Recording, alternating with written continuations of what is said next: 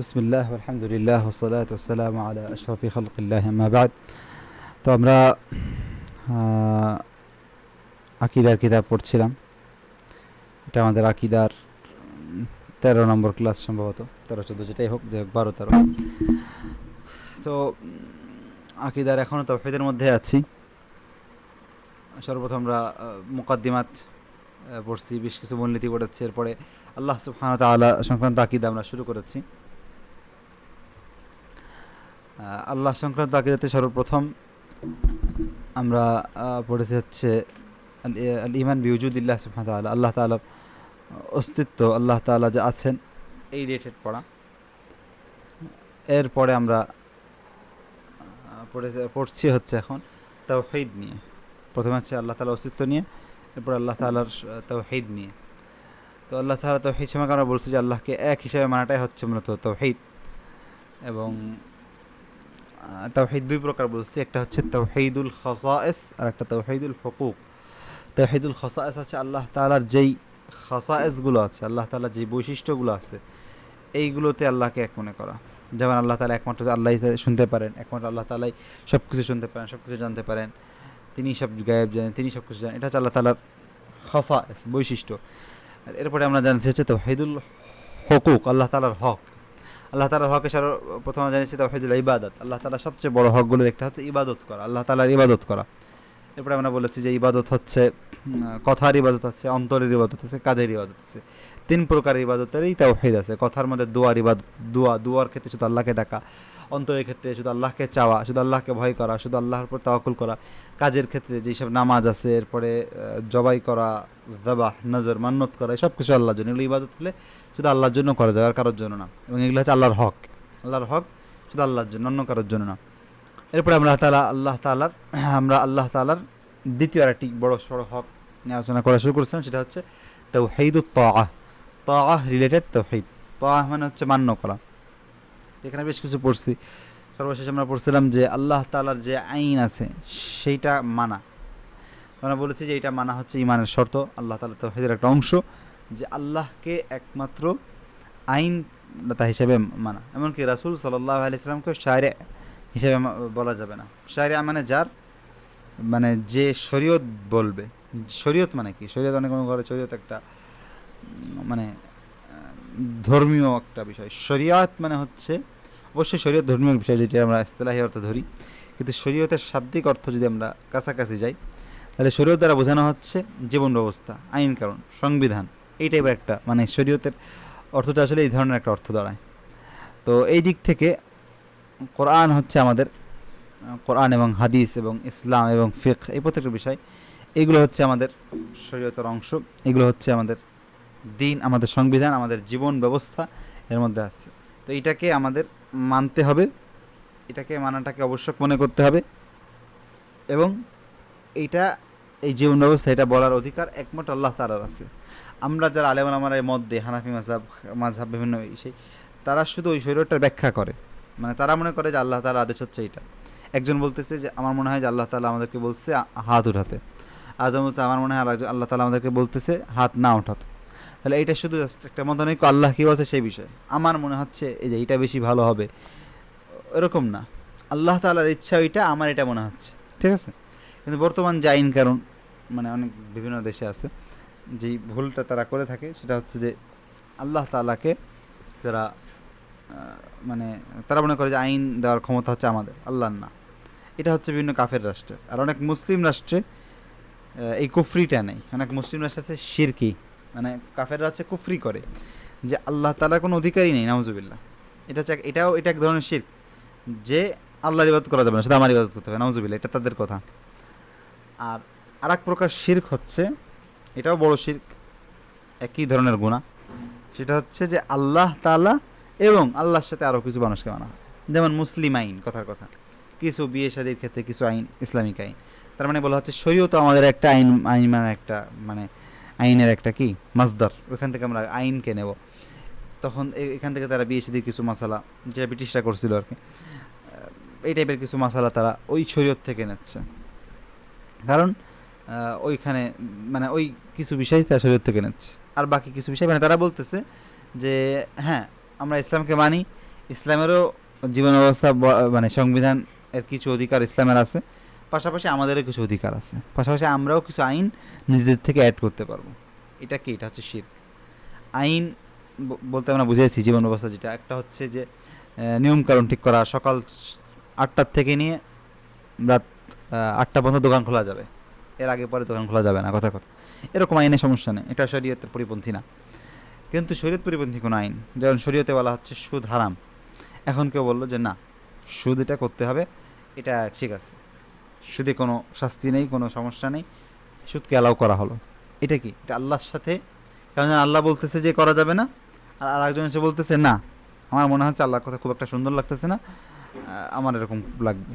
এটা হচ্ছে সম্পূর্ণ কুফরি, শিরক, আল্লাহর সাথে শিরক করা। আচ্ছা, তো আমরা হুকুম বেগাইরি মা আনজালাল্লাহ, হুকুম করা, শাসন করা, আল্লাহর আইন ছাড়া শাসন করার বিস্তারিত ব্যাখ্যা, সেটা আমরা বলছিলাম। এরপরে আমরা এখন আসি আল্লাহ তাআলার আইন ছাড়া অন্য কারো আইনের কাছে বিচার দেওয়া। একটা হচ্ছে বিচার করা, আর একটা হচ্ছে বিচার চাওয়া, বিচার দেওয়া এবং তার বিচারকে চাওয়া, সেটার হুকুম কি? আচ্ছা, প্রথম কথা হচ্ছে যে এমন কোনো বিষয় যদি সেটা হয় যে বিষয়টাতে মানে একজন আরেকজন থেকে মাফ করে দেবে, মানে তানাজুল হয়, মানে কেউ বললো যে আচ্ছা, মানে এটা বাংলাতে কীভাবে বোঝাবো, বুঝে আসছে না, যেমন হুকুক মালিয়া, এই জাতীয় বিভিন্ন বিষয়ে মানে এরকম, যেমন কথার কথা, আমাদের বাসার একটা গন্ডগোল বাজছে দুই ভাইয়ের মধ্যে, এখন তারা তাদের মুরব্বীদের কাছে গেল, বাসার বাবার কাছে। তো সে দেখা যাচ্ছে যে তাদেরকে বললো যে আচ্ছা তুমি 2 টাকা নাও, তুমি 5 টাকা নাও, তুমি এরকম একটা, তাদেরকে সবাই রাজি খুশি হয়ে একটা হলো, সে হলো আচ্ছা ঠিক আছে মা, এটা একটা বিষয়। এখানে এমনিতে আর কি, মানে তাদের কিছু টাকা ভাগাভাগি নিয়ে, এবং শরীরের সাথে কোনো পরিপন্থী না, এরকম বিষয়। এইসব বিষয়েও কোনো একজন মুরব্বীর কাছে যাওয়া যাবে। আরেকটা বিষয় হচ্ছে যে ওই যেটা বললাম, যে সকাল 8টার থেকে নিয়ে রাত 8টা পর্যন্ত কাজ করা যাবে, কথার কথা, এরকম আইনের ক্ষেত্রে, এই টাইপের বিষয়ের ক্ষেত্রে আল্লাহ মানে স্বাভাবিক, যেমন কথার কথা আমরা ম্যানেজারের কাছে যে নালিশ দিতে পারি যে ওই টাইমের থেকে আসতেছে না, এবং ম্যানেজার তার মন মতো সে একটা টাইম সেট করতে পারে, এখানে শরীয়তের কোনো বাধা নেই। কিন্তু যদি শরঈ কোনো বিষয়ে, শরীয়তে দেওয়া আছে এরকম কোনো বিষয়ের সাথে দ্বন্দ্ব হয়, এরকম কোনো ক্ষেত্রে, যেমন বিয়ে শাদী, বেচা কেনা, বিভিন্ন ধরনের মানে হুদুদ, অর্থাৎ ইসলামের বিভিন্ন শাস্তি, এই রিলেটেড কাজগুলোতে শরীয়ত ছাড়া অন্য কারোর কাছে বিচার দেওয়া যাবে না। মানে এটা হচ্ছে স্বাভাবিক উসুল। এখন আমাদের যখন কোনো অবস্থা, মানে যখন কোনো কিছু নেই, তখন হয়তো মানে দরুরতের জন্য কিছু সুযোগ ফুরসত থাকতে পারে, সেটা ভিন্ন কথা। তো মূল মশালা হচ্ছে যে আল্লাহ ছাড়া অন্য কারোর কাছে বিচার দেওয়া যাবে না, আল্লাহ এই সকল বিষয়।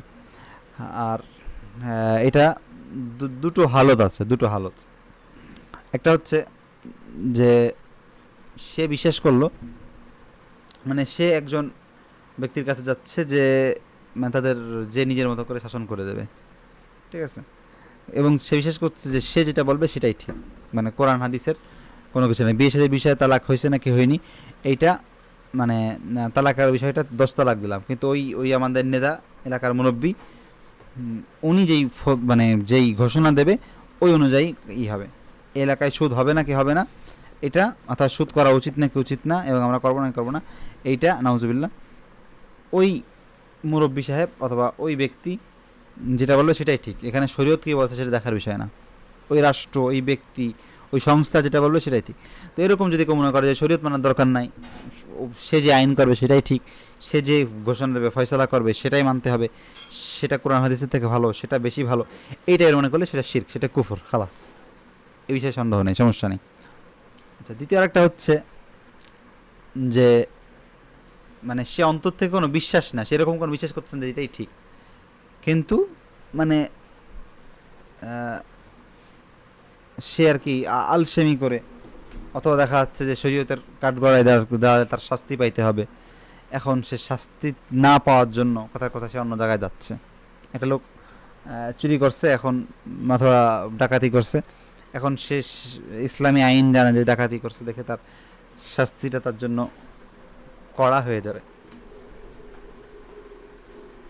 কড়া হয়ে যাবে। এখন সে সেই শাস্তি থেকে বাঁচার জন্য, সে সেই শাস্তি থেকে বাঁচার জন্য কোন একটা মানে গায়রে শারঈ কোনো এক জায়গায় যে সে বিচার চালো। আচ্ছা, এই ক্ষেত্রে দুটো সূরা, একটা হচ্ছে যে আল্লাহ ইয়াকুনা নাতিজান আন ইতিকাদি মারজাইয়াতি তাশরি'আন তাকনিন, যে সে এখানে কোনো মনে করবে না, মানে একজন ব্যক্তির কাছে যাচ্ছে এরকম না যে সে ব্রিটিশ আইনে শাসন করে তাহলে তার কাছে যায়, এরকম কোনো কিছু না। জাস্ট এমনিতে একটা বিচার চাওয়ার জন্য এবং শরীয়ত থেকে আসার জন্য। তো সেই ক্ষেত্রে সেটা এটা হারাম।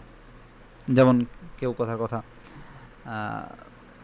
যে যে আগে সুরটা বললাম যে ডাকাতি করছে, এখন সে আরেকজনের কাছে যাচ্ছে বাঁচার জন্য, এরকম না যে সে ব্রিটিশ আইন শাসন করবে এই জন্য না, জাস্ট এমনিতেই যাচ্ছে, যে তাকেই মানতে হবে এরকম কোনো বিশ্বাস নিয়ে না, মানে কথা কথা সে ব্রিটিশ আইনে শাসন করে তার মানে ব্রিটিশ আইনটাই আমাদের মানতে হবে এরকম কোনো বিশ্বাস না, এমনিতেই সে যাচ্ছে, এটা হচ্ছে হারাম। আর একটা হচ্ছে যে সে তাকে মানে মনে করছে যে তার যে ব্রিটিশ আইনটা আছে ওই অনুযায়ী শাসন হবে।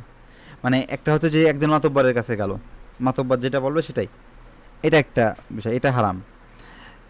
মানে সে মাতব্বরের কোনো কিতাব আছে এই টাইপের না, জাস্ট মাতব্বরের কাছে যাচ্ছে, হারাম।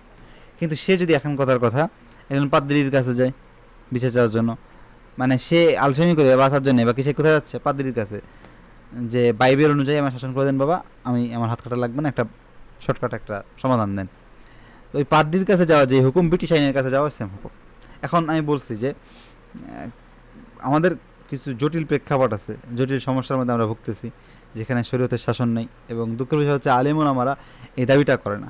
মানে আমাদের দেশে দাবি দুটো, একটা হচ্ছে যে এই শাসন ব্যবস্থাটাকেই আমরা এটাকে মেনে নেব, মানে ইসলামপন্থীদেরই দুটোই, যে এটাকে মেনে নেব, এইটাকে ওই যেমন আমাদের মানে 2 দিন আগে, গতকালকে অর্থাৎ 1-2 দিন আগে নববর্ষ পালন হয়েছে, গত পরশু দিন।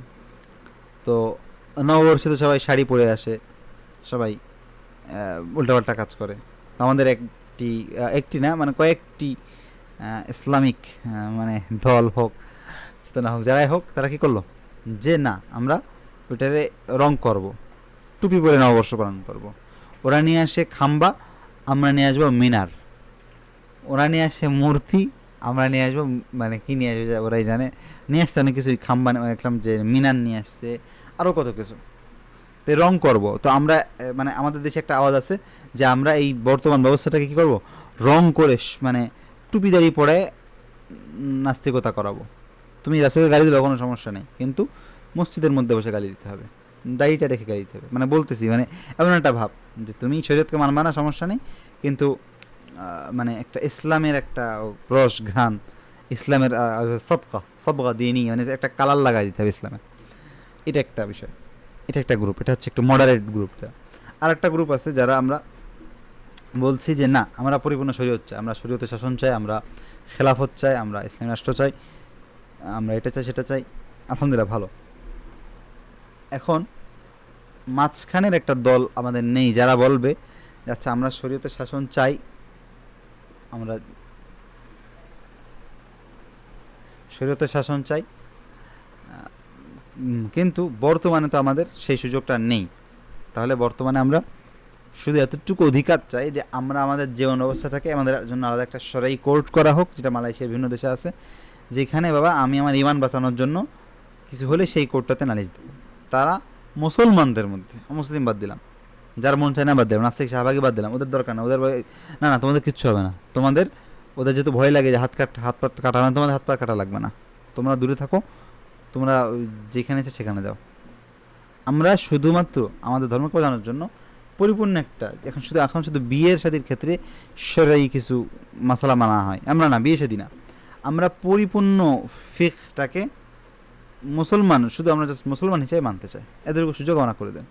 এটা কিন্তু মানে বড় কোনো দাবি না, এটা বড় কোনো দাবি না, এটা ছোটোখাটো একটা দাবি, যখন মানে নিম্নমানের দাবি। এটা কেমন নিম্নমানের দাবি এটা বোঝানোর জন্য বলি, স্পেনের যে পতন হয়, আপনারা মনে করছেন যে কি নাকি হয়ে গেছে স্পেনের পতনে।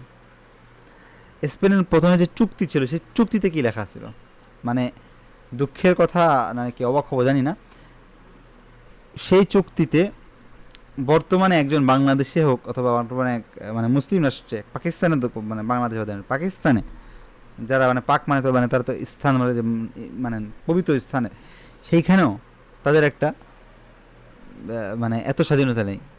ওই স্পেন পতনের চুক্তিতে যে এইটা ছিল, ঘটনাটা কি, চুক্তিটা কি ছিল, স্পেন পতনটা আসলে কি হয়েছিল।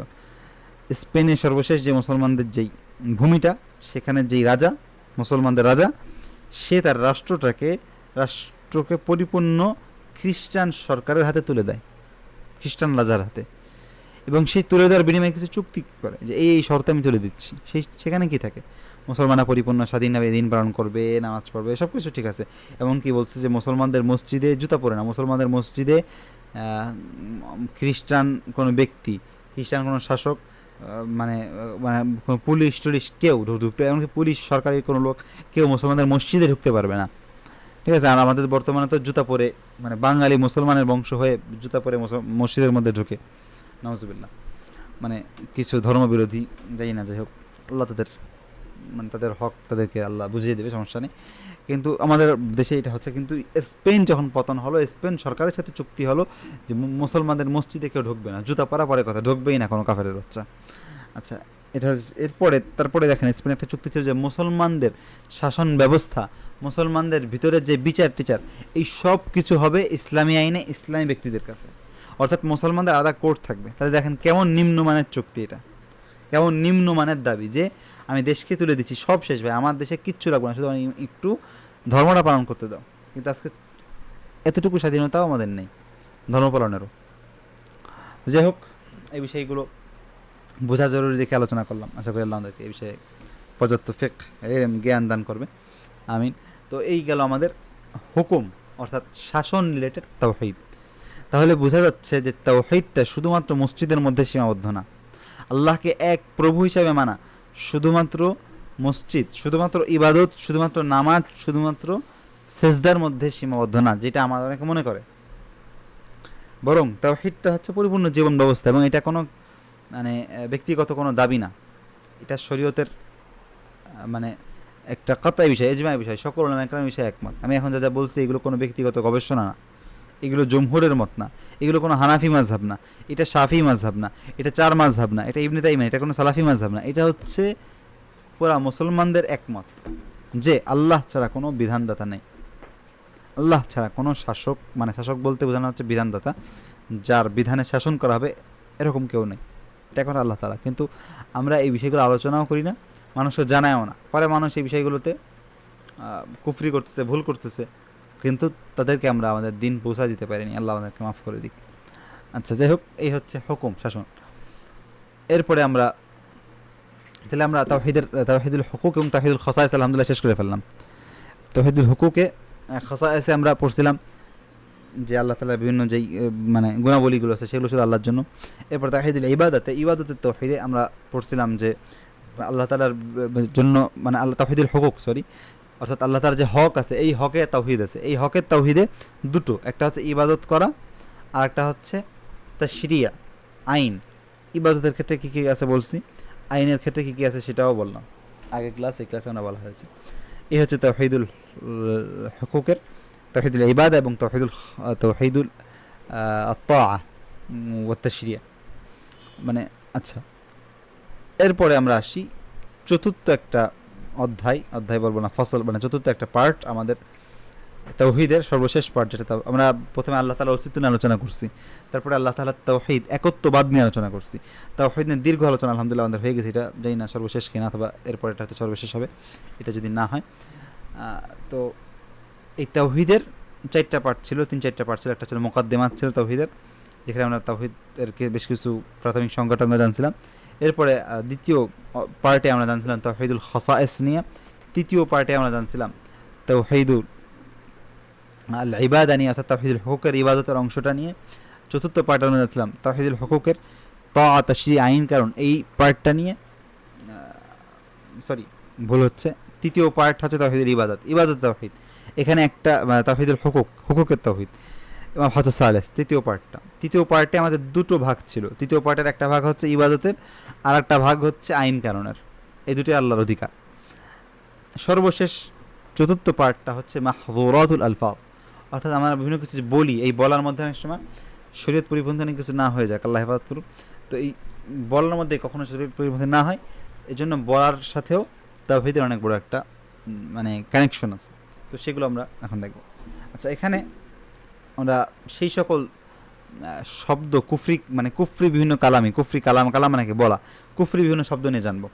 দুই প্রকার, একটা হচ্ছে তাওহীদুল খাসাইস রিলেটেড, মানে বিভিন্ন আলফাজ যেগুলো তাওহীদুল খাসাইস পরিপন্থী, অর্থাৎ আল্লাহর বৈশিষ্ট্য যে তাওহীদ ওইটার পরিপন্থী। যেমন একটা হচ্ছে যে নেয়ামতকে মাখলুকের দিকে নিসবত করা, এটা তিন ধরনের হতে পারে। একটা হচ্ছে শিরকে আকবার।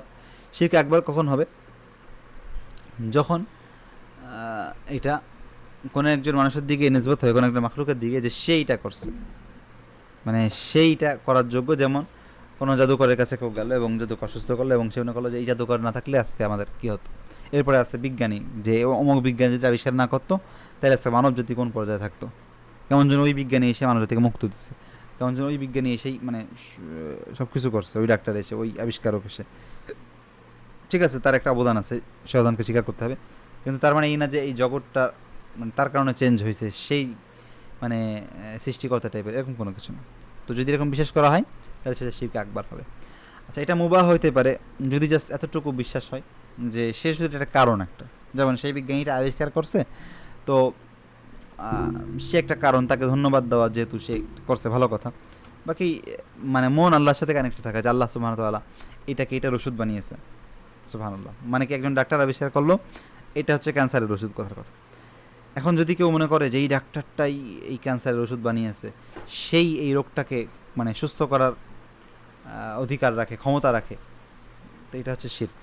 আমি জানি না কথাগুলো স্পষ্ট কিনা, কিন্তু যদি এইটা বিশ্বাস করে যে ডাক্তারটা আল্লাহর সৃষ্টির থেকে কিছু ওষুধ আবিষ্কার করছে, যেটা মূলত আল্লাহই তৈরি করছে, মানে এইটা যে এইটার চিকিৎসা এটা আল্লাহ তাআলাই সৃষ্টি করে রাখছিল, কিন্তু কেউ সেটা জেনে পারছিল না। তো একজন বিজ্ঞানী এসে, একজন ডাক্তার এসে সেটা আবিষ্কার করে ফেলছে, যে আল্লাহ তাআলা আসলে এইটার মধ্যে এই সিক্রেটটা রাখছে, যার কারণে কি সুস্থ হয়ে যাবে। তো এইটা হচ্ছে মুবাহ, যদি আল্লাহর সাথে সম্পর্কটা ঠিক থাকে। মানে যদি সে তাকে শুকরিয়া আদায় করলো, যা করলো, কিন্তু সে বিশ্বাস করে যে আল্লাহ তাআলাই এই নিয়ামতটা দিয়েছে, এটা হচ্ছে তার জন্য ঠিক আছে। আর এটা শিরকে আসগার হবে কখন? যখন সে এটা বিশ্বাস করলো না যে এই ডাক্তারটাই সৃষ্টি করছে, এরকম কোনো কিছু না, কিন্তু সে মানে ওই ডাক্তারটাকে অনেক কিছু মনে করলো। যেমন কথার কথা, একজন পীর সাহেবের কারণে কেউ সুস্থ হলো, পীর সাহেবের কারণে তাহলে মানে পীর সাহেব রুকিয়ে সেটাই পড়ে দিচ্ছে, কোরআন হাদিস পড়ে দিচ্ছে, কেউ সুস্থ হলো, তো সেইটাই বিশ্বাস করলো না যে পীর সাহেব সুস্থ করছে, সে বিশেষ করে আল্লাহ সুস্থ করছে, এবং পীর সাহেবের দোয়াই হয়েছে। বাকি সে পীর সাহেবের সাথে আলাদা একটা মানে মানে না, সে একটা বরকতময় জিনিস, একটা এরকম, এই জিনিসটা শিরকে আসগার হতে পারে, মানে এটা উচিত না। বাকি এটাকে মানে কালেমের মধ্যে এটা শিরকে আসগার হবে। আচ্ছা, এটা হচ্ছে একটা প্রকার তাওহীদুল খাসাইস পরিপন্থী একটা। এই তাওহীদুল খাসাইস পরিপন্থী আর একটা কথা হচ্ছে যে আল্লাহর সাথে কাউকে এবং দিয়ে যুক্ত করা, মানে আল্লাহ এবং সে চাইলে হবে, আল্লাহ এবং তার ইচ্ছাই হয়েছে। কেউ যদি বলে যে আসলে বাংলাদেশটা আজকে ভালো আছে কারণ মানে কথার কথা কি বলবো, ডক্টর ইউনুস এবং আল্লাহ তাআলা মানুষকে কী করছে, সহযোগিতা করছে, নাউজুবিল্লাহ নাউজুবিল্লাহ, এইসব কথাগুলো হচ্ছে মানে শিরকি কথা। মানে এগুলো শিরকি বলতে ইমান চলে যাবে এরকম না, যদি বিশ্বাস থাকে তাতে ইমান চলে যাবে, এটার হুকুম আছে। দেখেন, মানে একটা হচ্ছে বিশ্বাস চলে যাবে, এই ধরনের বিশ্বাস করা, মানে যদি বিশ্বাস করে যে মানে আল্লাহর সাথে সে একটা যুক্ত থেকে একটা ক্ষমতা প্রয়োগ করে কিছু করছে, ডক্টর ইউনুস কথা, এটা তো ইমান চলে যাবে, ঠিক আছে। আরেকটা হচ্ছে ইমান চলে যাবে না, কিন্তু শিরক আসগার হবে। কেমন? যখন সে এমন মানে এমন কোনো শব্দ ব্যবহার করলো যে আল্লাহ এবং ডাক্তার আমাকে সুস্থ করছে, নাউজুবিল্লাহ, কেউ যদি বলে এই কথা, তখন হচ্ছে যে আল্লাহর সাথে শরিক করা হচ্ছে কেমন যেন। তো এই কথাটা সে বিশ্বাস করতেছে, মানে এমনিতেই মুখ দিয়ে বলতেছে, বিশ্বাস করলে তো কুফরি, আর যদি বিশ্বাস না করে মানে বলার জন্য বলতেছে এমনিতেই, হ্যাঁ, মানে শুধু জাস্ট বলতেছে আল্লাহ এবং, মানে বলার কারণে দেখেন তার কিন্তু বিশ্বাস ঠিক আছে, সে বিশ্বাস করতেছে আল্লাহ সুস্থ করছে, ডাক্তার না, কিন্তু মানে সে এমনিতেই বললো আল্লাহ এবং এই ডাক্তার যদি না থাকতো তাহলে আজকে আমার কী হয়ে যেত, নাউজুবিল্লাহ। এই ধরনের কথা কি এটা শিরক, শিরকের গন্ধ থাকে, এগুলো শিরক হতে পারে, শিরকে আসগার, হাদিসে নিষেধ আছে এই ধরনের কথা বলতে। আচ্ছা, এইখানে দুটো পয়েন্ট বলি, এই ওয়াওয়ের সাথে এখানে একটা পয়েন্ট আছে যে ইসবাত মুশারাকাতিহি লিল্লাহি ফিত তা'সীর মিসলুল কুদরতি ওয়াল মাশিয়া, এটা হচ্ছে খাসায়েস, অর্থাৎ কুদরত, ইচ্ছা, এই রিলেটেড ক্ষেত্রে আল্লাহ এবং তার ইচ্ছাই হয়েছে, আল্লাহ এবং তার ক্ষমতা কুদরতে হয়েছে, এই এই ধরনের কথা মুখ দিয়ে উচ্চারণ করাটাই হচ্ছে কি শিরক। আর এক প্রকার আছে, সেটা হচ্ছে চাওয়ার ক্ষেত্রে, আস্তাগীথু, নাউযুবিল্লাহ, কেউ যদি বলে যে আস্তাগীথু বিল্লাহি ওয়া বিক, আমি আল্লাহ এবং তোমার কাছে সাহায্য চাচ্ছি যদি কেউ বলে চাওয়ার ক্ষেত্রে, এটা কিন্তু তাওহীদুল হুকুকে চলে যাচ্ছে, অর্থাৎ অধিকারের তাওহীদের সাথে মানে সংঘর্ষ হয়ে যাচ্ছে, যে আমি আল্লাহ এবং তোমার কাছে যাচ্ছি, সাহায্য চাচ্ছি, বাঁচতে যাচ্ছি, মানে ওয়াও দিয়ে কোনো কিছু কি আল্লাহর সাথে শরীক করা, এটা হচ্ছে শিরক। আচ্ছা, এরপরে আসি মুবাহ হইতে পারে যদি মানে ওয়াও এবং ওয়াও মানে এবংটা এমন কোনো কিছুতে ব্যবহার করা হয় যেখানে মানে শিরকের মানে কি নাই, শিরকের মানে সে কিছু করছে এরকম কোনো গন্ধ পাওয়া যায় না, মানে দুজন একসাথে কিছু করছে এরকম না। যেমন ভয়ের ক্ষেত্রে আমি আল্লাহ এবং সিংহ থেকে ভয় পাই, তো এটা না বলাটা, এভাবে না বলাটাই ভালো। বাকি যদি কেউ বলে যে আমি আল্লাহ এবং মৃত্যুর থেকে শুধু ভয় পাই অথবা, তাহলে এই কথাগুলো খারাপ শোনা গেলেও ওইটা মানে শিরকের পর্যায়ে যাবে না। যেমন আমি আল্লাহ শুকর আদায় করি, তোমার শুকর আদায় করি, এই কথা কেউ বললো। আচ্ছা, সর্বশেষ আল্লাহ অতঃপর তোমাদের যদি কেউ ব্যবহার করে আল্লাহ অতঃপর তোমার প্রশংসা, আল্লাহ চেয়েছে অতঃপর সে চেয়েছে, আল্লাহ যদি না থাকতো তারপর যদি ডাক্তার না থাকতো, এই যে তারপরে যদি এটা বললে মানে যদি স্বাভাবিক ক্ষেত্রে হয় তাহলে এই সমস্যা নেই। যেমন মানে কোনো কিছু যা আমাকে আল্লাহ শিখিয়েছে তারপরে এই হুজুরে শিখিয়েছে, তো জানা শিখাতে তো সবাই পারে, সমস্যা নেই। কিন্তু এমন কিছু বিষয় আছে যেগুলো শুধু আল্লাহ পারে, যেমন বৃষ্টি নামানো অথবা জীবিত করতে, তো আল্লাহ এবং সে জীবিত করছে, আল্লাহ তারপরে সে না থাকলে মানে দেখাচ্ছে সে মরে যায়, তো কথার কথা এরকম কথা বলা। যাক, এই জিনিসগুলো হচ্ছে খুব ডিটেলসের আলোচনা, খুব ফিক প্রয়োজন বোঝার জন্য, কিন্তু আমরা মশলাটা আপাতত শিখে রাখি যে অতঃপর এই শব্দটা বলা যাবে সেই সকল ক্ষেত্রে, যে সকল ক্ষেত্রে মানে আল্লাহ করতে পারে, অন্য কেউ করতে পারে, আর এমন কোনো কিছু হয়েছে শুধু আল্লাহ করতে পারে, সে সকল ক্ষেত্রে আল্লাহ তারপরে সে এরকম বলা যাবে না। আচ্ছা, তো আজকে এতটুকুই। জাযাকুমুল্লাহ খাইর। আসসালামু আলাইকুম ওয়া রাহমাতুল্লাহি ওয়া বারাকাতুহু।